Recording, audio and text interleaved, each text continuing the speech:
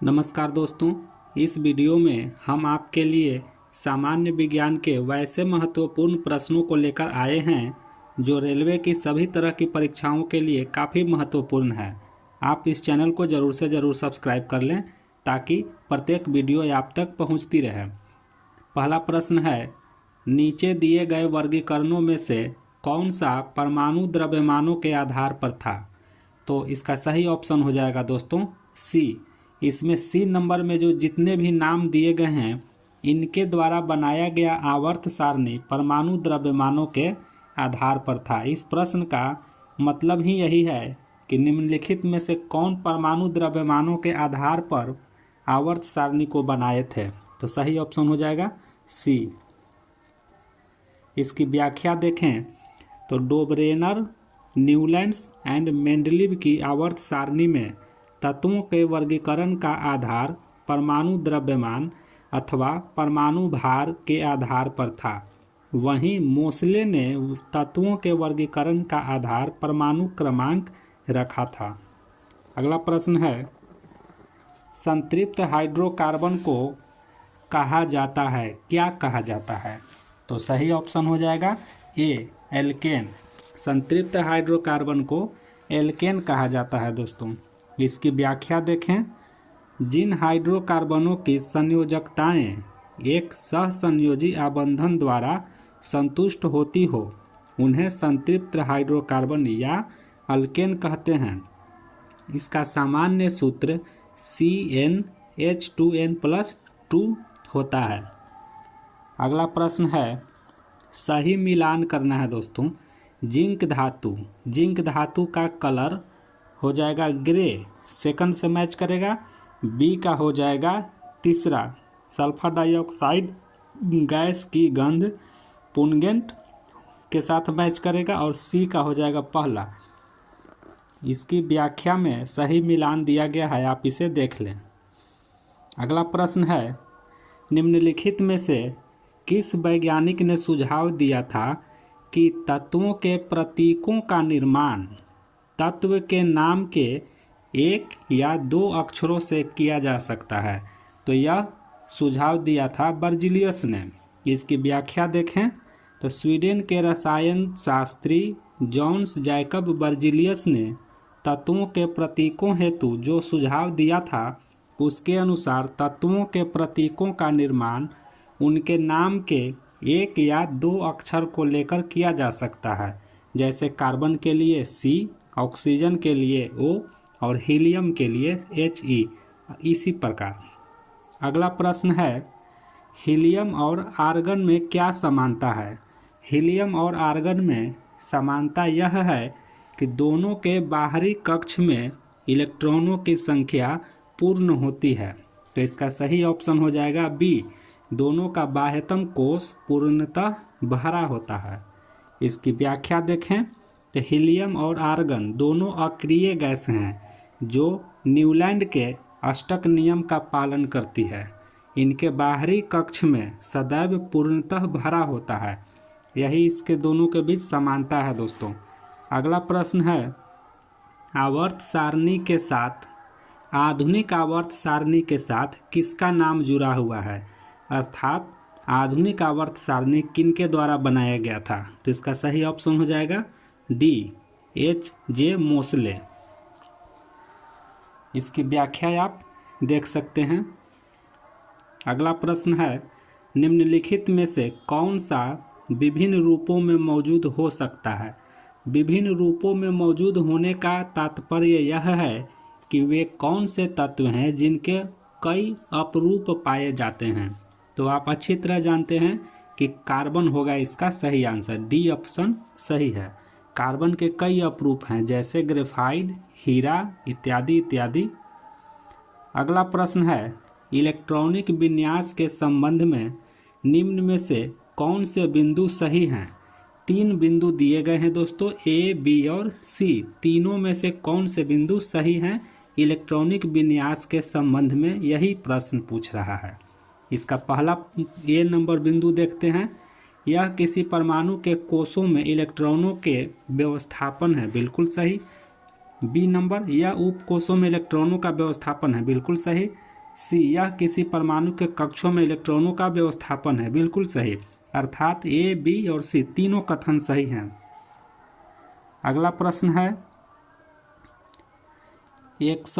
अगला प्रश्न में ए और बी दो कथन दिए गए हैं दोस्तों, दोनों में कौन सही है और कौन नहीं, और या दोनों सही हैं, यही पता करना है।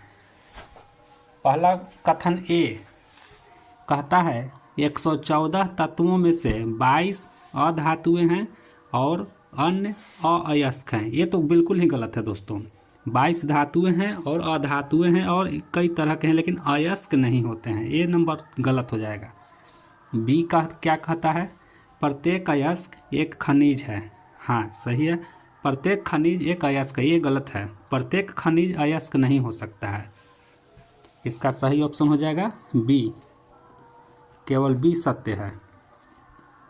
अगला प्रश्न है नीचे दी गई किस परमाणु संख्या वाले तत्व के रासायनिक गुण मैग्नीशियम के समान होते हैं?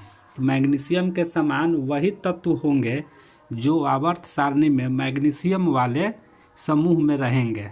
तो इसका सही ऑप्शन हो जाएगा ए, अर्थात 4, परमाणु संख्या 4 वाले तत्व मैग्नीशियम के समान होंगे। इसकी व्याख्या देखें। आवर्त सारणी के द्वितीय समूह के तत्व क्षारीय मृदा धातुएं कहलाते हैं। बिल्कुल सही। इसमें बेरिलियम, मैग्नीशियम, कैल्शियम आदि सम्मिलित हैं।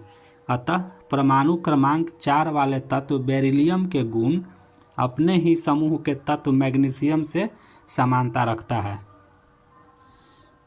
अगला प्रश्न है समूह में अक्रिय गैस होती है। कौन से समूह में अक्रिय गैस होते हैं? तो 18 नंबर समूह में अक्रिय गैस होते हैं। सही ऑप्शन हो जाएगा ए। इसकी व्याख्या दी गई है, आप व्याख्या भी देख सकते हैं। अगला प्रश्न है कीटोन पर समाप्त होने वाली हाइड्रोकार्बन श्रृंखला से संबंध अनुलग्न है। अर्थात कीटोन में कौन से हाइड्रोकार्बन की बात की जा रही है? तो सही ऑप्शन हो जाएगा बी, अर्थात ओन। अगला प्रश्न है परमाणु संख्या 57 तत्व संबंधित है। परमाणु संख्या 57 जो तत्व हैं यह कौन से ब्लॉक से संबंधित हैं? तो सही ऑप्शन हो जाएगा डी ब्लॉक से, अर्थात परमाणु संख्या 57 के तत्व डी ब्लॉक से संबंधित हैं। अगला प्रश्न है नीचे दिए गए तत्वों में से किसके आकार सबसे छोटा है? अर्थात नीचे दिए गए तत्वों में किसका आकार सबसे छोटा है? तो इसका सही आंसर हो जाएगा ए, एल्युमिनियम। इसमें 3 ऑप्शन दिए गए हैं दोस्तों, एल्युमिनियम, सोडियम, मैग्नीशियम। लेकिन एल्युमिनियम पे 3+, सोडियम पे 1+, मैग्नीशियम पे 2+। इसका मतलब ये होता है कि एल्युमिनियम में 3 धन आवेश है, अर्थात यहाँ से 3 इलेक्ट्रॉनों को बाहर कर दिया गया है। सही ऑप्शन हो जाएगा ए। अगला प्रश्न है लिथियम, सोडियम और पोटेशियम में क्या समानता है? तो लिथियम, पोटेशियम और सोडियम में समानता यह है कि इनके बाहरी कक्ष में 1 इलेक्ट्रॉन होते हैं, यही इनकी समानता है। सही ऑप्शन हो जाएगा डी। अगला प्रश्न है निम्नलिखित यौगिकों को उनके कार्बन बंध की लंबाई के अनुसार बढ़ते क्रम में व्यवस्थित करें।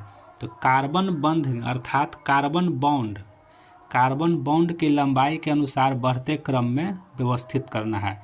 तो इसका सही आंसर हो जाएगा ए, अर्थात एथाइन, एथीन और एथेन, ये उनके बढ़ते क्रम में हो गए। अगला प्रश्न है सर्वाधिक ऋण आवेशित तत्व के बाह्यतम कोश का इलेक्ट्रॉनिक विन्यास क्या होता है? तो सर्वाधिक ऋण आवेशित तत्व के बाह्यतम कोश का इलेक्ट्रॉनिक विन्यास NS2Np5 होता है। सही ऑप्शन सी हो जाएगा।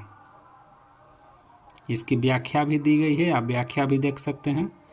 अगला प्रश्न है डी ब्लॉक के तत्वों को इस नाम से भी जाना जाता है। अर्थात डी ब्लॉक के तत्व को और कौन से नाम से जाना जाता है?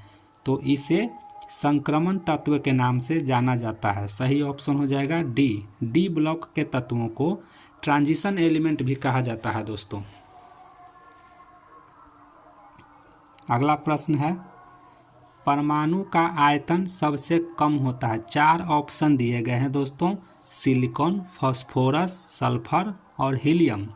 चारों में से कौन से परमाणु का आयतन सबसे कम है? तो इसमें सही आंसर हो जाएगा हीलियम। अगला प्रश्न है, प्रकृति में विद्युत धनात्मक होती है? 4 ऑप्शन दिए गए हैं, चारों में से कौन प्रकृति में विद्युत धनात्मक होती है? सही आंसर हो जाएगा डी, धातुएं। अर्थात धातुएं प्रकृति में विद्युत धनात्मक होती हैं। इसकी व्याख्या देखें, धातुएं प्रकृति में विद्युत धनात्मक होती है। ये अपने इलेक्ट्रॉनों को खोकर धनात्मक आबंध बनाती है, अतः यह विद्युत धनात्मक तत्व होते हैं। ये था दोस्तों आज का महत्वपूर्ण प्रीवियस ईयर का क्वेश्चन जो रेलवे के ग्रुप डी के ऑनलाइन परीक्षा 2018 में पूछी गई थी।